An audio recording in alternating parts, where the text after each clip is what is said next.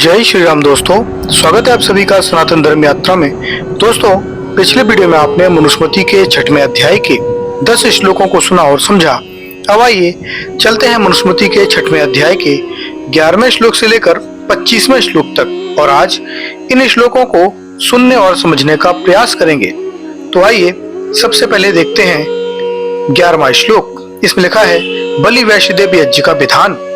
इसमें लिखा है भाषंत शारदे मेधे स्वयं आहर्त अन्य स्वहम हर्त है पूर्णस्य सांशुरुष्यैव विविध अन्नी व प्रथेक। अर्थात भाषंत शारदे मेधे स्वयं आहर्त अन्य बसंत और शरद ऋतु में प्राप्त होने वाले पवित्र और स्वयं लाए हुए निवार आदि मुनि अन्नों से प्रोडोशान चा चरुण विधिवत पृथक निवर्पेत। प्रोडोशास और चरु नामक यज्ञ हव्यों को विधि अनुसार अलग अलग तैयार करें। उसके बाद 12वां श्लोक है। इसमें लिखा है देवताभ्यस्तु तदुहुत्वा वन्यम यद्यंत्रम हवि शेषम आत्मनि युज्यते लवणम च स्वयं कृतम। अर्थात तत् मेद्यंत्रम वन्यम हवि देवताभ्य हुत्वा, उस पवित्र वन के अन्नों से निर्मित हवि को देवताओं को उसके लिए होम कर आहुति देकर शेष भोजन को चा और स्वयं कृतम लवणम, अपने लिए बनाए गए लवण युक्त पदार्थों को आत्मनि युंजीत, अपने खाने के लिए प्रयोग में लाएं। अब इसके अनुसार देखिए तो लवण शब्द विवेचन, यहाँ लवण शब्द का अर्थ प्रत्येक लवण युक्त भोजन से है। व्याकरणानुसार संश्लिष्ट अर्थ में लवण शब्द से लवणालुक सूत्र द्वारा पूर्व प्राप्त ठक प्रत्यय का लुक हो जाता है, अतः लवण शब्द ही रह जाता है, किंतु उपयुक्त रूप में अर्थ व्यापक रहता है। और उसके बाद 13वां श्लोक देखिए। इसमें लिखा है पवित्र भोजन करें। इसमें लिखा है स्थलजोदक शाकानि पुष्पमूल फलानि चाह मेदे वृक्षोध्य बान्य ध्यास्ने च फल संभवान। अर्थात स्थलज औदक शाकानि, भूमि और जल से उत्पन्न शाकों को, मेद्य वृक्ष उद्भवानी पुष्प मूल फलानी, पवित्र वृक्षों से उत्पन्न होने वाले फूल कंदमूल और फलों को, चा और फल सवान स्नेहान, फलों से प्राप्त होने वाले रसों तेलों या अंकों को अध्यात खाएं। अब इसकी अनुशीलन देखिए तो भक्ष्य पदार्थों का विधान 5वें अध्याय के 8 से 10 और 24 से 25 श्लोकों में भी दृष्टव्य है।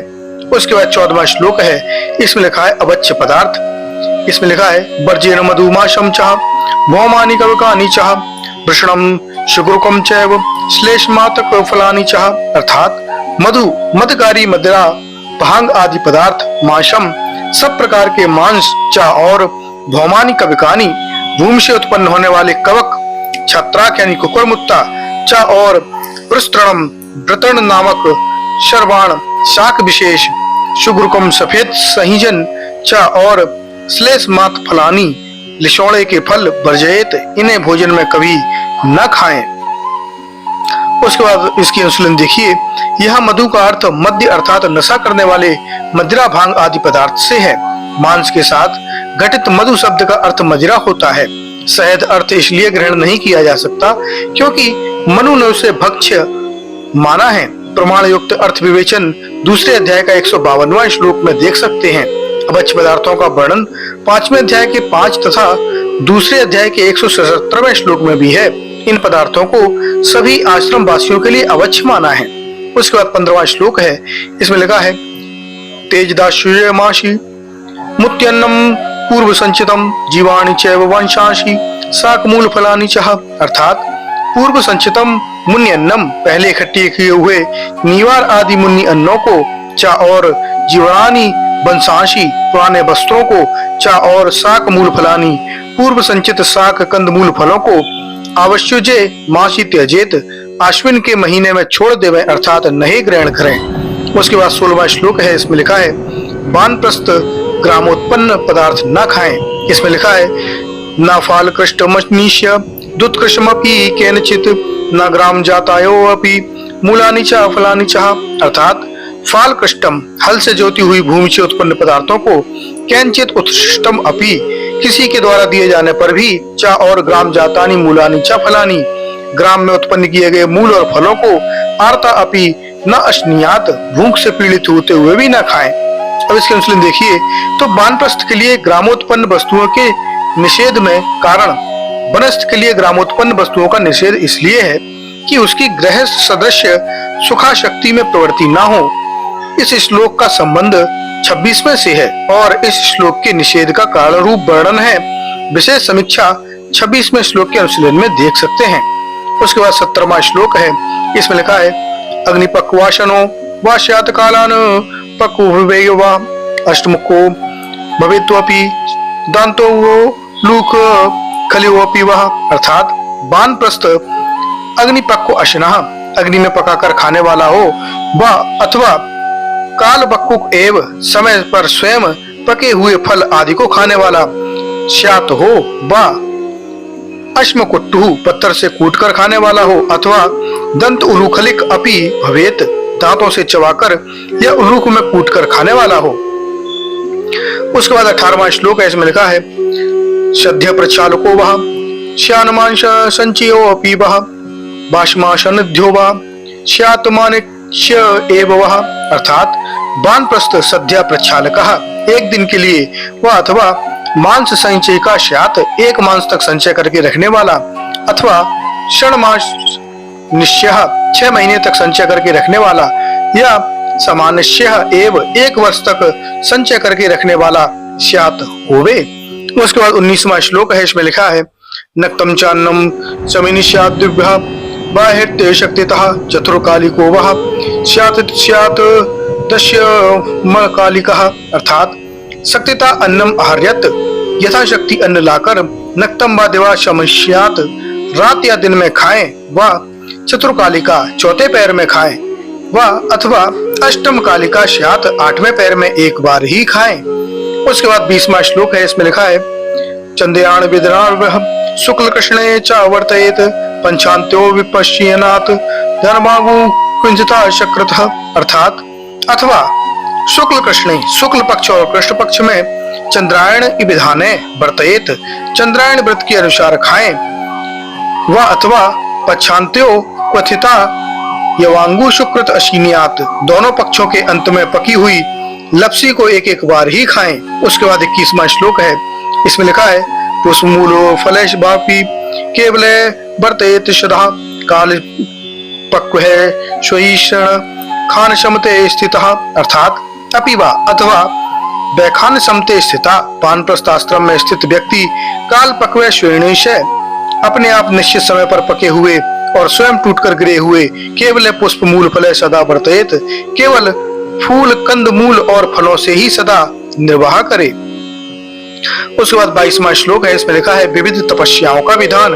इसमें लिखा है भूमो विपरीत वर्तते तिष्ठेद्वः प्रपदे दिनकम स्तनाशनाभ्याम विहरेत शन प्रयन्नपः, अर्थात भूमो विपरीत वर्तेत, भूमि पर लेटे, व अथवा दिनम प्रपदे तिष्ठेत, दिन में कुछ समय पैरों पर खड़ा रहे, स्थान आनश्यभ्याम, कभी आसन पर बैठकर कभी उठकर, सबनेषु अप उपनयन, प्रातः साय दोपहर कालों में स्नान करता हुआ विहरेत, अपना समय बिताए। उसके बाद 23वां श्लोक है। इसमें लिखा है ग्रीष्मे पंचपास्तु स्याददर्शवा भाप्रकाशिकः आद्रवासास्तु हेमंते क्रमशो वर्षशयन तपः, अर्थात क्रमशः तप वर्धयन, वानप्रस्थी क्रमशः अपने तप को बढ़ाता हुआ ग्रीष्म में पंच तपास्तु स्यात्, ग्रीष्म ऋतु में पंचाग्नियों से तपे, वर्षाभु अभ्र अवकाशिका, वर्षा ऋतु में बरसात में नग्न होकर बैठे, हेमंते आद्रवासातु, हेमंत ऋतु में गीले कपड़े धारण करके रखे। उसके बाद 24वां श्लोक है। इसमें लिखा है पुष्पंश स्त्री बड़म पितृन देवांश तपेत तपस् तपोग्रत्रम शोषेत देहे मात्मनः, अर्थात त्रिवर्षणम उपस्पर्शन, तीनों कालों में स्नान करके पितृंचा देवान तपेत, पितरों और देवताओं का तर्पण करे, चा और उग्रतम तपम चरण आत्मनः देह शोषेत, कठोर तपस्या करते हुए अपने शरीर को सुखाए। उसके बाद 25वां श्लोक है। इसमें लिखा है अग्निनात्मनि देवात्मन समारोप्य यथा विधि अग्नि निकेतकः श्यानु निर्मूल फलाशनः, अर्थात यथा विधि बैतानाम अग्निम आत्मनि समारोप्य, विधि अनुसार बैतान संबंधी अग्नियों को अपनी आत्मा में रखकर, अर्थात कठिन तपस्या से वानप्रस्थ की सिद्धि पाकर, अनग्नि अग्नियों को त्याग कर पकाने की क्रिया छोड़कर, अनिकेतः ग्रह को त्याग कर मुनि मौन धारण करके मूल फल अश्नस्यात्, मूल फल खाकर रहे। अब इसकी अनुशीलन देखिए तो 17 से 25 तक के श्लोक निम्न आधारों के अनुसार प्रक्षिप्त हैं। पहला कारण है प्रसंग विरोध। यहाँ पूर्व प्रसंग वानप्रस्थी के बच्चा बच्चे संबंधी विद्वानों का है। ये श्लोक उस प्रसंग में भिन्न अथवा क्रम भंजक रूप में है। 13वें श्लोक में वानप्रस्थ के बच्चा बच्चे का प्रसंग शुरू किया और 14 से 16 श्लोकों में वानप्रस्थी के लिए अबच्चे संबंधी विधान भेद करते हुए 16वें में पीड़ित अवस्था में भी ग्राम्य भक्ष्य पदार्थों को न खाने का विधान है और 26वें में ग्राम्य पदार्थों को क्यों नहीं खाना चाहिए उसका कारण बताया है। इस प्रकार बच्चे बच्चे के प्रसंग का पूर्ण हो जाने का संकेत मिलता है। प्रसंग के बाद तत्संबंधी विकल्प होते हैं। वह विकल्प में 27वें में दिया है। अनादि प्राप्त न होने पर आर्त यानी पीड़ित अवस्था में वनवासियों से भिक्षा लाने की छूट है। इस वर्णन से यह ज्ञात होता है कि 16वें के बाद उसके कारण को स्पष्ट करने वाला 26वां तथा बच्चा बच्च प्रसंग से संबद्ध विकल्प का वर्णन करने वाला 27वां श्लोक होना चाहिए। बीच में इन श्लोकों ने उनके क्रम को भंग कर दिया है। इन श्लोकों में खाने का प्रकार जैसा कि 17वें में बताया है, संचय के विधान जैसा कि 18वें में बताया है, पुनः भक्ष्य पदार्थों का विधान 19 से 21 में बताया है, हठीय तपस्या 22 से 24 श्लोकों में बताया है। आदि बातों के वर्णन से 26वें और 27वें श्लोकों का क्रम भंग हो गया है। वानप्रस्थ के लिए भक्ष्य पदार्थों का वर्णन 13वें श्लोक में किया है। भक्ष्य संबंधी आवश्यक वर्णन पूरा करके 14 से 16 श्लोकों में अभक्ष्य संबंधी विधानों का वर्णन है। इससे यह संकेत मिलता है कि मनु को भक्ष्य संबंधी जितना वर्णन अभीष्ट था वह 13वें में ही पूर्ण कर दिया, तभी उसके बाद अन्य विधानों का वर्णन शुरू किया है। 19वें से 21वें और 25वें श्लोक में पुनः भक्ष्य संबंधी प्रसंग और वह भी 13वें से कुछ अंशों से मिलता जुलता नए सिरे से प्रारंभ है। एक ही प्रसंग में एक प्रसंग समाप्त होने के बाद पुनः उन्हीं बातों का नए सिरे से प्रसंग आरंभ करना अप्रासंगिक है, अतः वह प्रसंग विरुद्ध है। इसी प्रकार धान्यादि के संचय की चर्चा 15वें में वर्णित है। बीच में अन्य विधान होकर पुनः 18वें में संचय की चर्चा उठाना भी अप्रासंगिक है और यह इसे प्रक्षिप्त सिद्ध करता है। दूसरा कारण है अंतर्विरोध। इस प्रसंग के सभी श्लोकों का मनु की पूर्व मान्यताओं से विरोध है। 18वें से 19वें श्लोकों में एक दिन, एक मास तथा 6 मास और 1 वर्ष तक धान्यादि संचय के विकल्प दिए हैं, जबकि 15वें में वर्ष भर तक धान्यादि संचय रखने का संकेत है। 11वें में बसंत और शरद ऋतु में अन्नों को संचय करने का कथन है। इस प्रकार संचय संबंधी संकेत पहले देने के पश्चात पुनः 18वें श्लोक में संचय संबंधी व्यवस्था की आवश्यकता ही नहीं थी और यह भिन्नता पूर्व श्लोकों से विरुद्ध है। अन्न संग्रह में यह व्यवस्था लागू भी नहीं हो सकती। यह तो ही निवार आदि अन्न तो ऋतु विशेष के समय ही उपलब्ध हो सकते हैं। 19वें श्लोक में भोजन के 4 समय दिए हैं, जबकि 7 से 12 श्लोकों में स्पष्ट विधान है कि बलि आदि निकालकर यज्ञों के बाद भोजन करें। 19वें श्लोक में जो विधान किया है यह कोई विधान ही नहीं बनता। दिन में 4 बार खाना है तो व्यक्ति अपनी इच्छा से कभी भी खा सकता है। इस विधान से कोई नियम नहीं बनता। 20वें में अमावस्या पूर्णिमा के दिन केवल 1 बार लपसी खाने का बंधन है, जबकि पूर्व श्लोकों की व्यवस्थाओं में ऐसा कोई बंधन न होकर विभिन्न पदार्थों को खाने की छूट है। 22 से 25 श्लोकों में हठयुक्त तपस्या का विधान करते हुए शरीर को सुखाने के लिए कहा है। यह विधान मनु सम्मत नहीं है, क्योंकि मनु इसको तप ही नहीं मानते। मनु ने तो प्राणायाम, वेदाध्ययन, जितेंद्रियता आदि को ही तप माना है, जैसा कि दूसरे अध्याय के 139वें श्लोक में, 141, 142वें श्लोक में, 150वें श्लोक में और 6वें अध्याय के 70 से 72वें श्लोक में। इसके साथ साथ मनु ने ऐसे तप का आदेश दिया है जिससे शरीर का क्षय या हानि ना हो। दूसरे अध्याय का 75वां श्लोक, अचिन्वन योगतः तनुम। 24वें श्लोक में वानप्रस्थी को पितरों के तर्पण के लिए कहा है। व्रतहरिम के तर्पण की मान्यता मनु विरुद्ध है।